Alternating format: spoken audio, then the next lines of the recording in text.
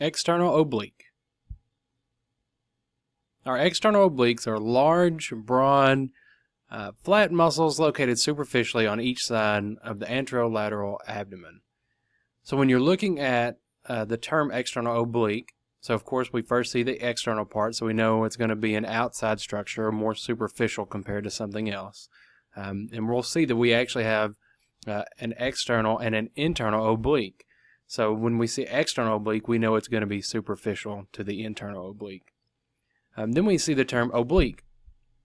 So that keeps coming up over and over. And essentially that just means like a diagonal angle. So in this case, like if you look at the line of pull and the direction that the muscle fibers run, they run in a diagonal. So that's where it gets that oblique name.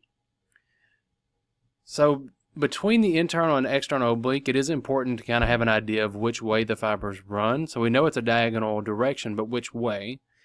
So to differentiate the two, think of external obliques as they're commonly called the hands in pocket muscle. And it's not that they help you put your hands in your pocket by any means, but when you put your hands in your pocket in that diagonal direction, that's the same direction that these fibers run. So that makes that a little bit easier to remember. So it's kind of silly, but it's a good way to apply it. Now, we do have external obliques on each side. So we're going to see with their actions that they're going to have a bilateral action, and they're also going to have a unilateral action. So let's take a look at where they attach first, then we'll look at the actions. So the origin for the external oblique is going to be the lateral surface of the lower 8 ribs. Its insertion point is going to be the iliac crest, pubic tubercle, and the linea alba via the abdominal aponeurosis. So then we look at actions. So there's a lot here, but let's start with bilateral. So if they both contract, so if each side contracts together, we're going to see trunk flexion, and they also help to compress the abdomen, provide that core stability.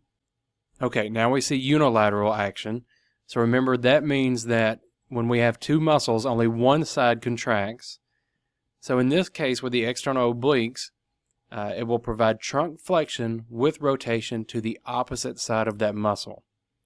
So that can be confusing. So take a second. Let's look at that. So for example, if I contract my left external oblique by itself, then I will turn to my right. And so again, that can be confusing because it's the opposite direction of where the muscle is.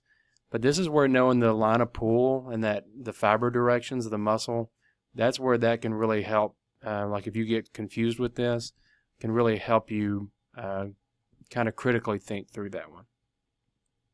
Some other actions it has is when the pelvis is stabilized, it depresses the ribs.